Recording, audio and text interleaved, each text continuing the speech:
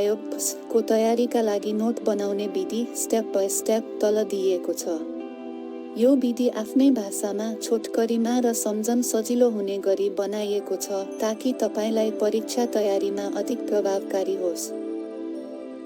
Step by step Lok Sewa note बनाउने तरिका। Step 1 पाठ्यक्रम सिलेबस राम्ररी अध्ययन गर्ने। को आधिकारिक वेबसाइटबाट आफ्नो विषय अनुसारको सिलेबस डाउनलोड गर्नुहोस्। कुन शीर्षक टपिक छन् भनेर बुझ्ने र नम्बरिङ गर्ने। उदाहरण: पद्य विषय लोक प्रशासन, शासन, सुशासन, सार्वजनिक प्रशासन, संगठन व्यवस्थापन आदि।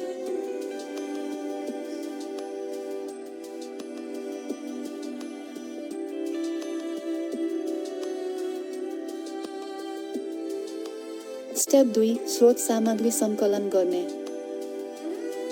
पुस्तकहरू, लोकसेवा लक्षित, सरकारको नीति दस्तावेज, संविधान, बजेट, योजना आदि सङ्कलन गर्नुहोस्। युट्युब भिडियो क्लास वा थप नोट्स पनि औचित्य स्रोत हो। स्रोत सेवा मोडल क्वेशन्स। सरकारको आधिकारिक वेबसाइटहरू gov.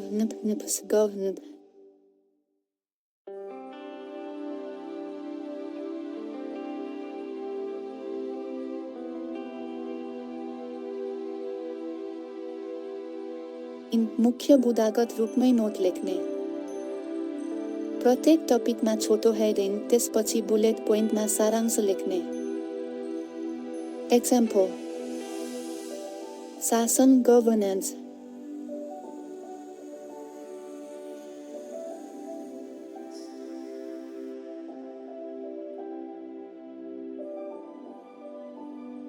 भनेको निर्णय गर्ने, कार्यान्वयन गर्ने र जवाफदेही बनाउने प्रक्रिया हो।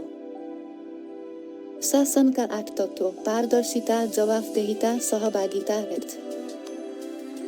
विधान 2072 को धारा 30-51 मा उल्लेख।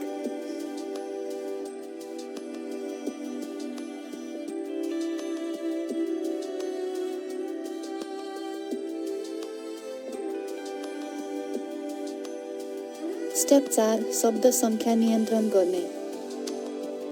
100-150 शब्दमा एकवटा हेडिङको नोट बनाउने। पर्ने रङ वा हाइलाइट प्रयोग गर्ने। डेफिनेसन हरियो, एक्जाम्पल्स नीलो।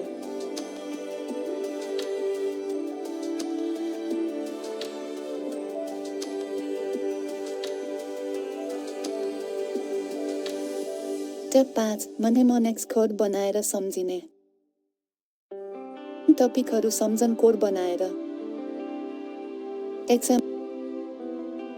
शासनका तत्त्वहरूको लागि code participation, transparency, accountability, etc.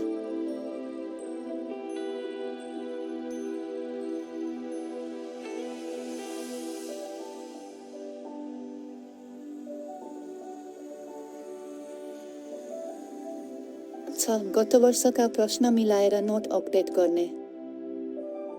को पुराना प्रश्नपत्र हेरेर कहाँबाट प्रश्न आएको हो त्यस अनुसार महत्त्व दिने। एक्जाम्पल: 2079 मा शासनका तत्त्वमा 5 नम्बरको प्रश्न आयो, त्यसको नोटलाई अझ विस्तारित गर्ने।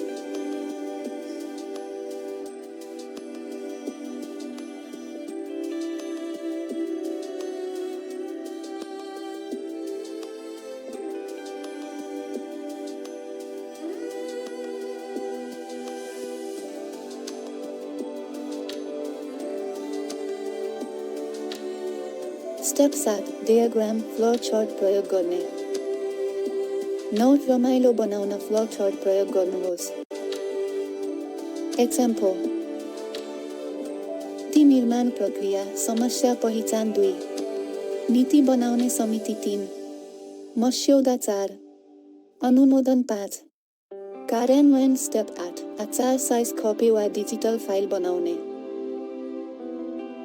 नोट बनाएर 4 कपीमा राख्ने वा OneNote Google डक्समा डिजिटाइज गर्ने। इन्डेक्स बनाउने कुन पेजमा के छ भनेर। उदाहरण संविधानको सार शीर्षकको नोट। लोकसेवामा सफलताको यात्रा लोकसेवा कमान्डोसँग।